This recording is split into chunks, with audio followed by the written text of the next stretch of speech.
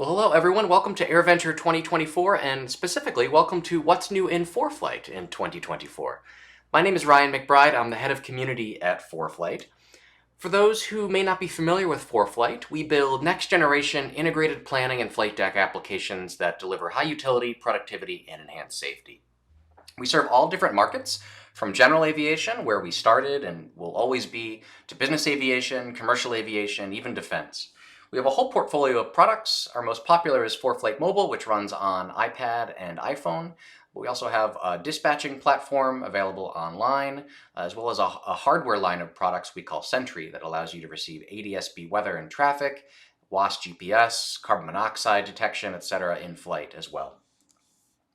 The company was founded in 2007 by Tyson Weiss and Jason Miller. Tyson and Jason met online through some aviation discussion forums, and 2007 was an important year because that was the year that the iPhone was first introduced. And so Tyson and Jason got to thinking what potential this device could have for improving the lives of pilots, making things easier, safer, more productive. We were the first EFB on the Apple App Store, and we launched our iPad application day one when the iPad came out in 2010. We're headquartered in Austin, Texas. We have offices in Houston, Portland, Maine, Odense, Denmark, Adelaide, Australia. Over a third of our 500 plus employees are pilots, and in 2019, ForeFlight was acquired by the Boeing company, and we now operate as an independent subsidiary of Boeing Global Services. We release a new version of ForeFlight Mobile for iOS every month.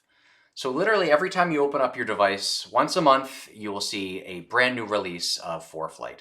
In January, we released 16.1. In February, 16.2. We followed that with a brand new product on a brand new platform, which we call Voyager. It's an augmented reality application for the Apple Vision Pro. I'm going to show you a little bit about that today. We followed Voyager with our 16.3 release in March, then 0.4 in April, 0.5 in May, and the latest release, which came out in June, is 16.6. I'd like to walk you through all of these releases today, as well as give you a little teaser of some cool new things we've been working on that aren't out yet, but will be out later this year after Oshkosh that we think you're really going to enjoy. So let's dive right into it, starting with the January release. That was ForeFlight Mobile 16.1. One important thing to know about this release is that it requires iOS 16. So if you want to get the latest features in ForeFlight moving forward, just make sure you're on iOS 16 or above. We have a lot of people using the integrated logbook in ForeFlight Mobile. If you're not familiar with the logbook functionality, ForeFlight can automatically record your flights for you from times, departures, destinations, takeoffs and landings. It can calculate that all for you and store it directly on your device where it gets backed up automatically to the ForeFlight cloud. We have so many people using the logbook that we've gotten a lot of feature requests.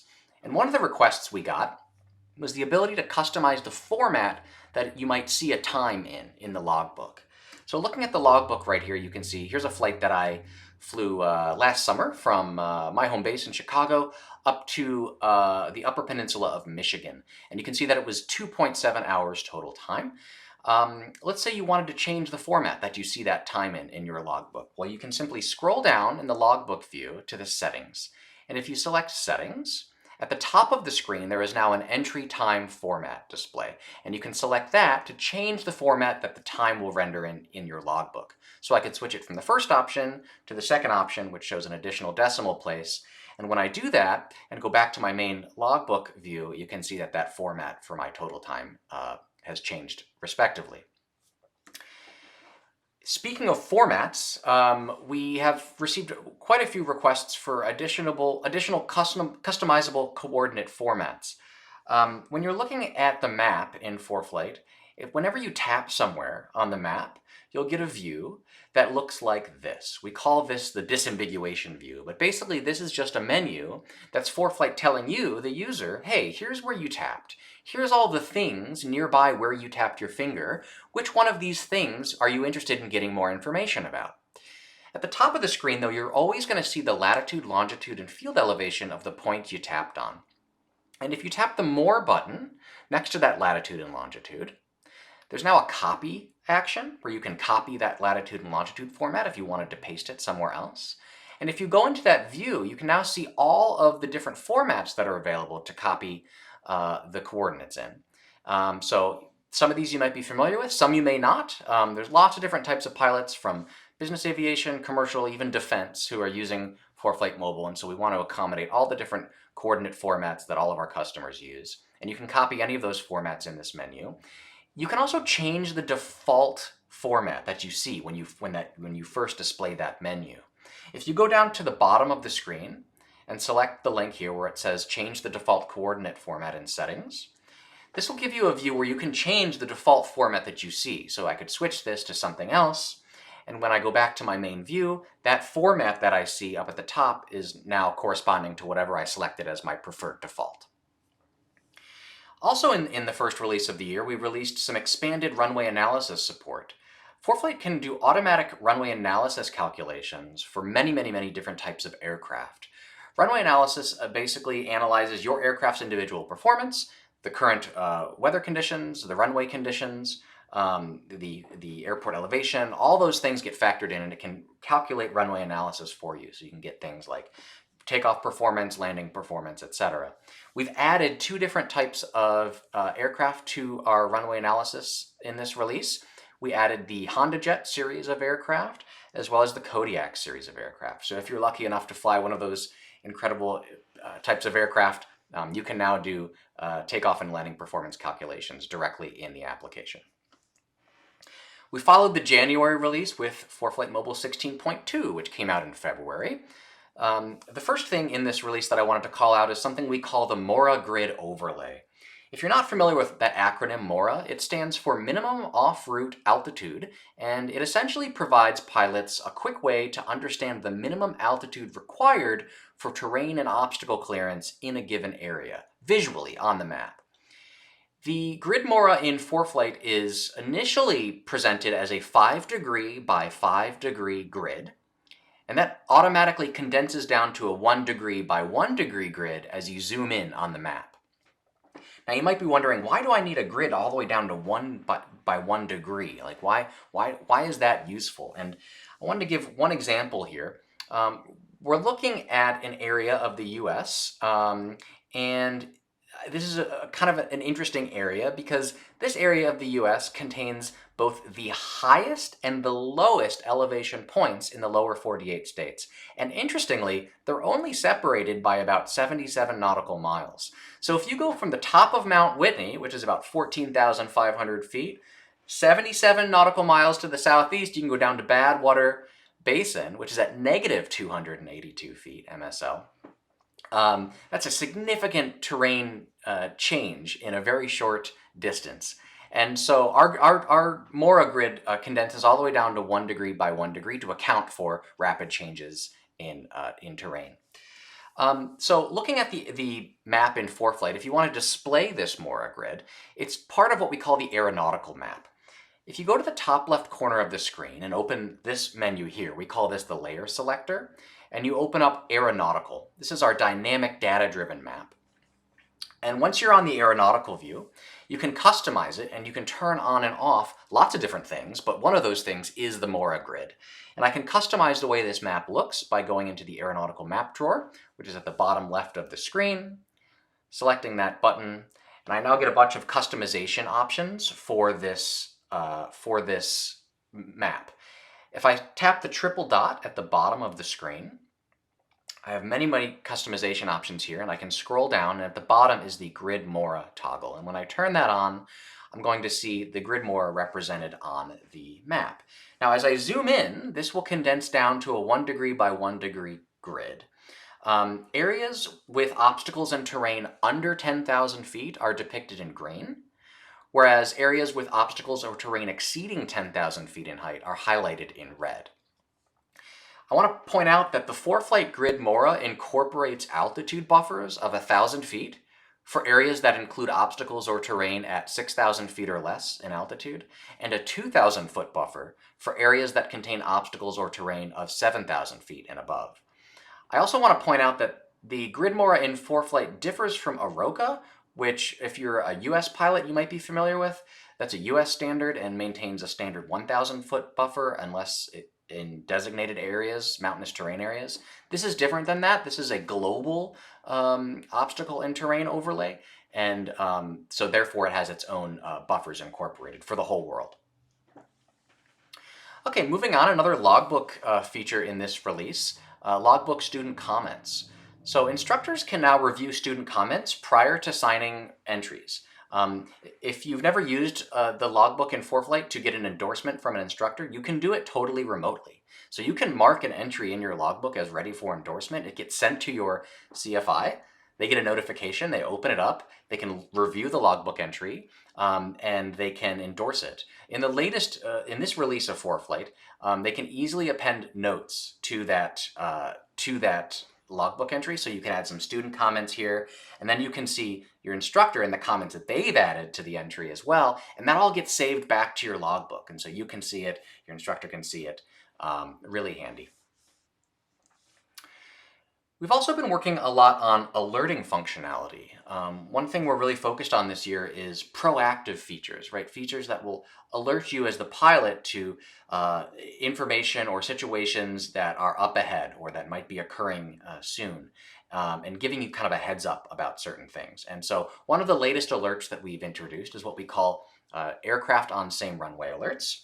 When you taxi onto a runway, as long as you're connected to an ADS-B source in flight, or you have a traffic source in your sim, and you've connected ForeFlight Mobile to your simulator over Wi-Fi, you'll get traffic on same runway alerts. So when you taxi onto a runway, if there's an aircraft on that runway already, it will alert you as such.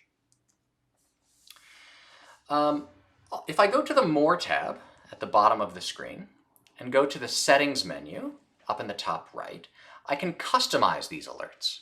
So in the Settings menu, if I scroll down to the Alert section, I can tap on Alerts, and I can turn on and off all the different types of alerts that I'm interested in. They're on by default, but you can customize them as to your preference. You'll notice the first option up at the top of the menu, Speak All Alerts. ForeFlight will automatically speak the alerts into your headset, or just out of the iPad speaker if you haven't connected a headset, in addition to the visual indication on the screen, and you can turn that on and off. But if you scroll down in this menu, these new aircraft or traffic on runway alerts are at the bottom, and you can turn them on and off there. So following this February release, we released a new product. We call it ForeFlight Voyager, and it's available on the Apple Vision Pro augmented reality platform. You know, at our core, we're all about making software that makes planning and flying safer and easier. And we think 3D visualization can improve a pilot's situational awareness. We've seen that with many of the 3D features we've incorporated already into ForeFlight Mobile. We think augmented reality has the potential to take situational awareness to an entirely different level. And so we've introduced a new product we call Voyager, and it is not an in-flight application. It's meant for use on the ground. Essentially how Voyager works is you can put on your Apple Vision Pro and open up any airport environment. And when you do that, you'll see live traffic arriving and departing at that airport in 3D, in that augmented reality space. You can see information about the airport, weather, sunrise, sunset times, etc. It's a fully interactive environment, so you can take your hands and rotate, drag, scale, pinch, zoom the airport environment around. You can get right up close to those aircraft and see them in your space at home. We've also included in the latest version of Voyager the ability to go to an airport and then select the air traffic control frequencies for that airport. So you can listen live to air traffic control and see those aircraft taking off and landing at the same time, all in one immersive spatial environment. A few more screenshots of Voyager here. You can simply look at an aircraft and tap on it to get more information about it, its speed, altitude, its type. In the latest version, we've also incorporated AI-generated aircraft summaries. So when you actually select an aircraft, you can now get information about that aircraft type. Maybe it's a type you haven't seen before, and you can learn more about it directly in the application. We've also included what we call SharePlay support. This is actually an iOS feature and a Vision Pro feature, SharePlay, which is the ability for multiple people to simultaneously interact with the same application or the same environment. So you can now see not just an airport environment in 3D, but if you have a friend or coworker or whoever, anyone else who wants to experience that at the same time as you can invite them to your space via SharePlay, and you can see both the airport environment and that person in 3D in the shared space. We followed the Voyager release with our March release, ForeFlight Mobile 16.3. And I wanted to share the aeronautical map drawer. We actually took a look at this a little bit earlier, but I wanted to show it to you one more time because it's really important. If I go up into the layer selector and I select aeronautical, this is our dynamic data-driven map, and I have a button in the bottom left-hand corner that I can select right here. This is our aeronautical map drawer. So this allows me to customize the way the map looks if I'm flying VFR, low IFR, high IFR. I can turn on and off different things, airspace, nav aids, airways, and these are like presets, and so I can move back and forth quickly between IFR or VFR. I can also customize other aspects of the map by selecting the triple dot and turning things on and off, adjusting the size of text, lots and lots of customization options in this menu. So again, the aeronautical map drawer is new in this release, and it's available on the left-hand side, and it slides in when you tap on that button, and then it will automatically dismiss after a short period of time and go back to the button. And you can always access it by clicking on that button in the bottom left. We also added power lines to this aeronautical map. So power lines you can turn on and off under settings. If you go to the settings menu and scroll down to cultural elements, you can select power lines now. And when you have power lines turned on, you'll see all the major power lines. And this could be very useful for VFR pilotage dead reckoning. We have many customers who do pipeline surveys with the product, which this will be extremely useful for.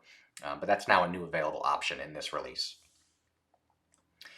We've also added the basic Navlog template.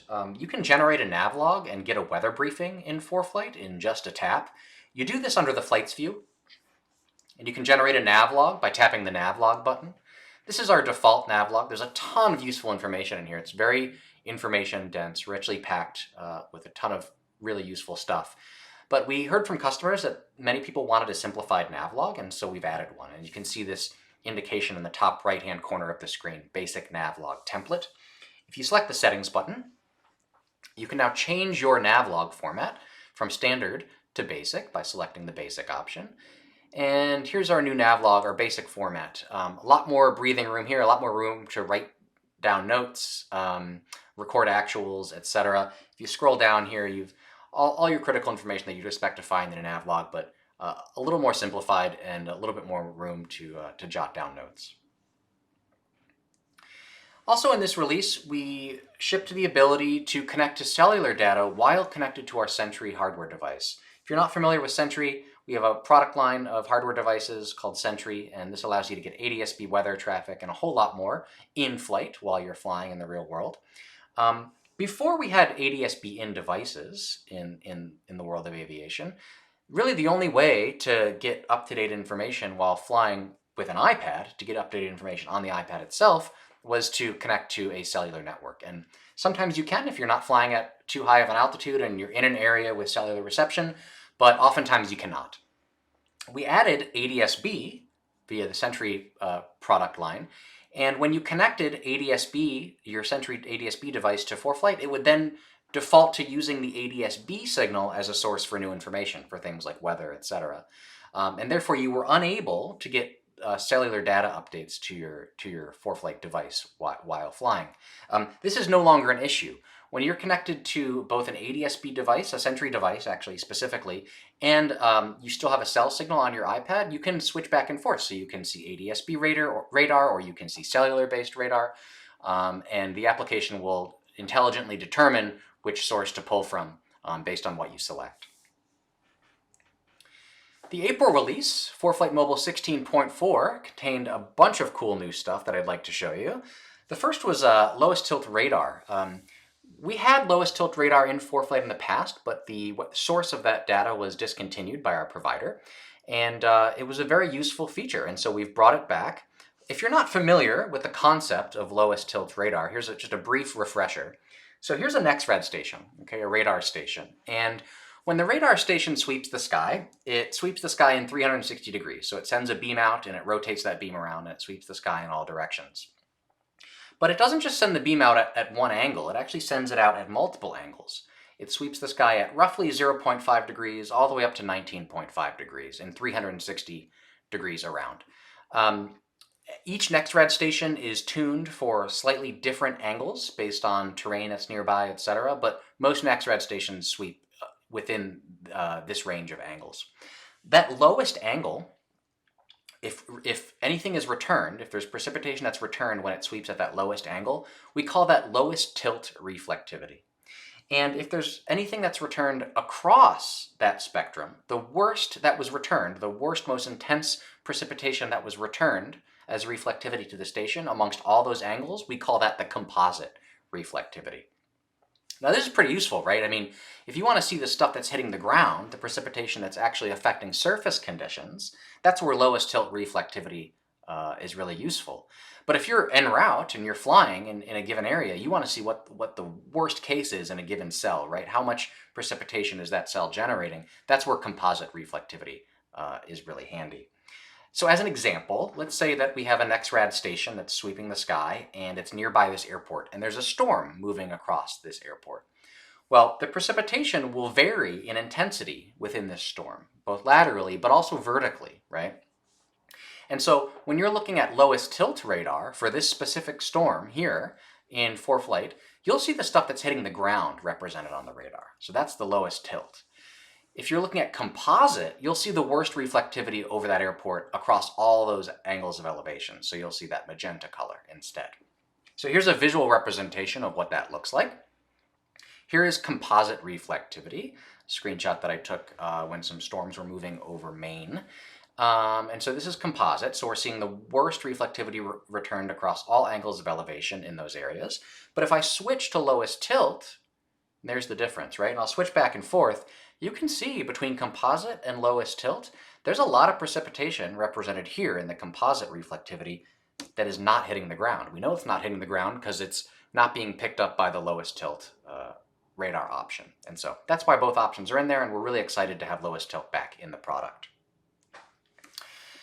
Another thing we've been working on, and we're really excited about, is something we call reported turbulence. So again, we have this Sentry device, and this allows you to get ADS-B in weather and traffic and a bunch of other really useful features. It has a WASP GPS, a carbon monoxide sensor. It has a G meter and an accelerometer in it as well.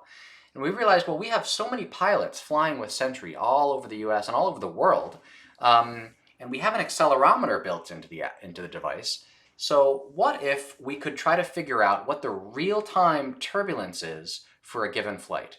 And if we could get that information back to other ForeFlight customers, they might be able to use that information to avoid turbulence if they were flying in the same area. I wanted to give you a demo of this in the application. So here we are back in ForeFlight, and I'll go up into the Layers selector, and I'll select Reported Turbulence.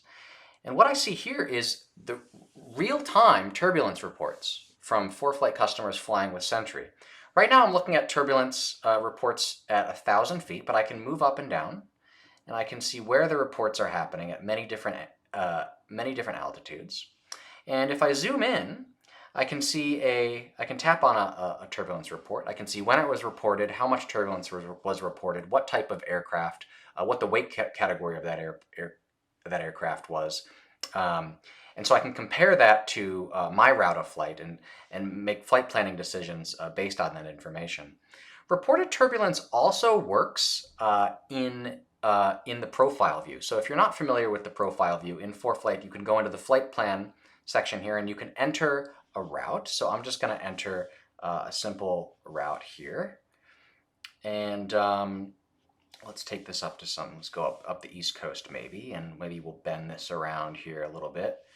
Something like that. So here's a very simple route from Florida up to New York. And when I go into the profile view, I have a lot of different options that I can display in the profile. I'm going to turn off our airspace just so we can configure this, but I can see all of these turbulence reports in the vertical dimension, right? So I can see, oh, I should expect certain turbulence at a certain altitude over this waypoint here. And so it's a really nice way to correlate where you're seeing turbulence like laterally across the Earth, as well as where you're going to see it vertically along your route, and perhaps make some altitude decisions based on that. So that's reported turbulence. We're super excited about it. It's included for anyone who owns a Sentry and has a Pro or Performance subscription to ForeFlight Mobile, but it's also available as an add-on for anyone else at foreflight.com.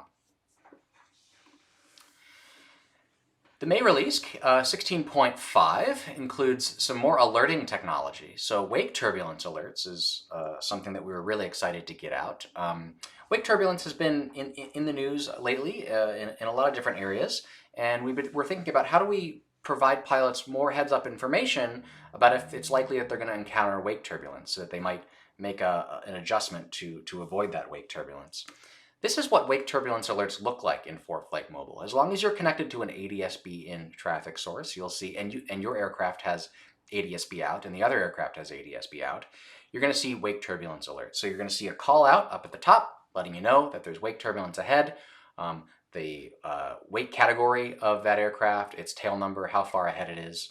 You're also going to see, of course, the aircraft's position as well. In addition to that, +3 represents its altitude relative to yours, so 300 feet above us in this case. I'm going to see a green area of the wake. This is the area where it is safe to cross the wake of that aircraft, as well as a red area, which is the area where you are likely, based on your aircraft's current trajectory, that aircraft's trajectory, and its wake category as well as its speed, that red area is where you're likely to hit the turbulence from that aircraft's wake. This white line across the wake depiction is where, based on your current trajectory, you are expected to cross that wake. And so the idea here is you want to keep that white line in the green area, and you shouldn't expect to encounter wake turbulence. As you get closer to the aircraft, of course, you're going to see ForeFlight call out. It's going to change that aircraft's target color to yellow, just to call out that you're getting close to it, and you'll see that wake turbulence depiction change. And you can see in here there's no red area, so you can cross that wake basically at your current altitude without issue.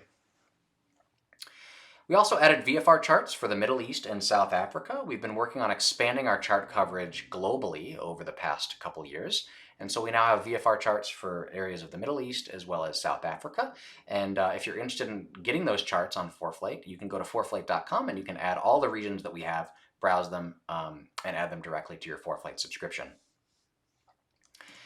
Then we had the June release. This is the most recent release of ForeFlight Mobile. It came out in 16.6.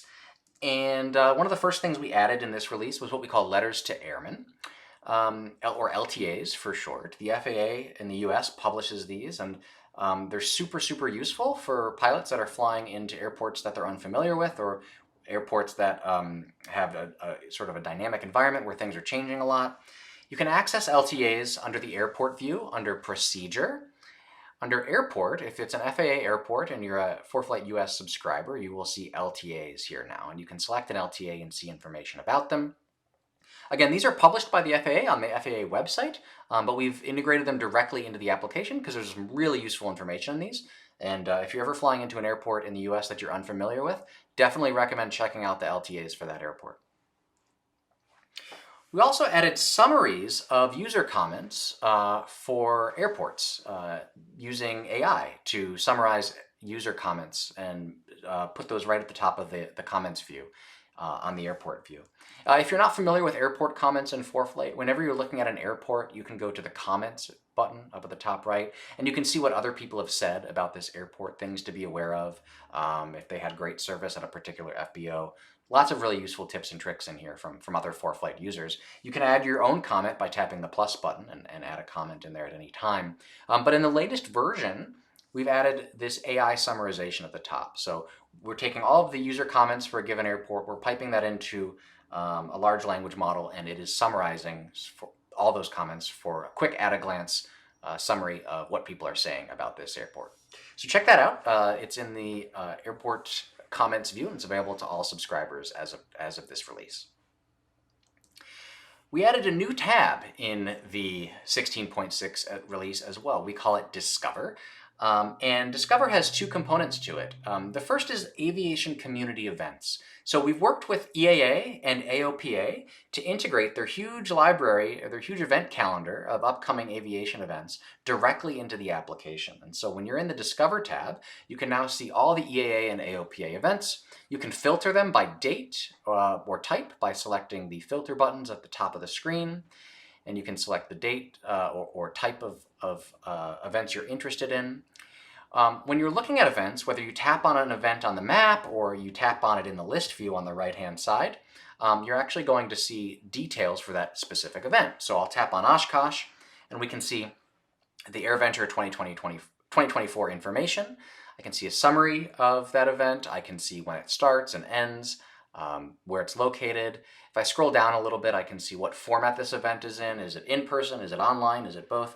If there's a cost associated, where registration is, the event website if it has one. And then I can see photos that have been attached to this event as well. So I can open up photos and view them, pinch zoom. A lot of times people will attach informational flyers to their events, and so that's a really great way to get more information about it.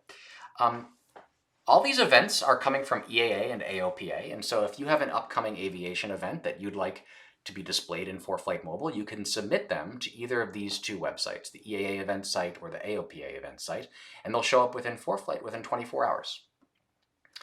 We've also integrated our video education courses directly into the app. We have a really rich and diverse video education library on our website at foreflight.com/videos. But we heard from customers that they wanted easier ways to learn what's new in ForeFlight and learn more about the application. And so we built all these videos directly into the application. So when you go to the Discover tab under Education, there are now 5 categories along the left-hand side: getting started, flight planning, maps and charts, flying and navigation, and logging and briefing. And you can go into the category you're interested in learning about. We've organized each category by playlists, so you can select a specific playlist you're interested in, and then you can tap on a video and play that video directly in the application. So that's all built directly into Discover. We have big plans for this Discover tab, and there's a lot more coming soon to Discover, so stay tuned. Speaking of coming soon, I wanted to talk about 2 things that are coming up soon that have not yet been released, but we're really excited about. The first is what we're calling Aviation Keyboard. If you're in ForeFlight Mobile and you're typing in something, whether that's a route or aircraft information, whatever it is, when you type something in, you get a keyboard that looks like this. This is the standard iOS keyboard. We've added a custom keyboard option, and we call that option Aviation Keyboard, and you can see the button to enable it right here. So whenever you pull up the default keyboard, you'll have an option to switch to this Aviation Keyboard. And when you do that and you select it, you get a slightly different version of the keyboard. So you can see in this case, we're now looking at the Aviation Keyboard. So we have direct access to digits, numerals, up at the top of the screen. I don't have to do any of that swiping on the keys to get the digits anymore. Everything defaults to uppercase. We've highlighted the cardinal direction keys.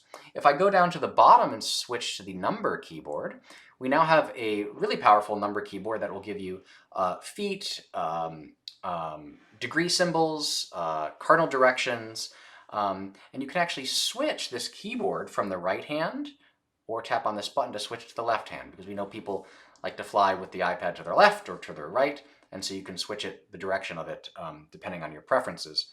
We also support a floating keyboard here, so you can actually put the keyboard in a floating mode and put that on your screen and drag that around and kind of put it wherever you like, and that keyboard will stay in that location as you're typing away. We've also added some enhancements to our profile view. We looked at the profile view a few minutes ago when we were looking at reported turbulence. We're planning on releasing some additional really cool enhancements to this profile view soon. I wanted to show you what some of these enhancements look like. So right now I'm looking at the new flight plan drawer, and one of the new things you'll notice about it is that we have this little dragging icon here, and you can tap on this dragger, and you can drag the flight plan vertically to expand it vertically. Right now we're looking at kind of a simple route, so there's not a lot of space being used up by this route, but if I switch to the Navlog, you can see now you have a lot more vertical space to scan your in-flight Navlog, which is a request we got a lot from customers. But one of the main reasons that motivated this is we want to continue to enhance our profile view, and so when I select profile view, I now have a much larger space to view everything in the profile, and we've added 2 new layers to the profile. If I go up to the layer selector for the profile, right now I'm looking at airspace, but I could switch that to one of our 2 new layers. The first is called headwind and tailwind. I'll select that, and now I can see, based on the latest winds aloft forecast on my device, what the expected headwind or tailwind is going to be across every waypoint on my route, depicted vertically in the vertical cross section, and color-coded accordingly based on better tailwinds. But of course, you know, the real answer, I think, that we're all trying to figure out when we're flying is, if I was to switch altitudes, what would my altitude change do in effect to my times, right? My speeds. Will my ground speed change by changing altitudes in flight? And so we have a new layer up at the top called estimated ground speed. And when I select that, it will take into account your aircraft's performance characteristics, as well as, again, the winds aloft performance, and give you an estimated ground speed across all the waypoints for all the altitudes. And so you can very quickly visually see which altitude is best to be at for this given route of flight. And of course, in the profile, you can always adjust your planned cruising altitude. You can tap the cruising altitude button and drag that up and down, and move that up and down to see how those ground speeds are going to affect your performance, rendered out at the bottom of the screen. So I know that was a ton of information. I'd really encourage you to check out foreflight.com/releases. This is our release page on our website, and for every version of ForeFlight that we release, we create a dedicated web page for it. Walks you through all the features in that release, even has little 5-minute videos describing all the capabilities that we've released in that version. I'd really highly encourage you to check it out. Again, we're going to be here all week at AirVenture at the Boeing Pavilion. Come check us out.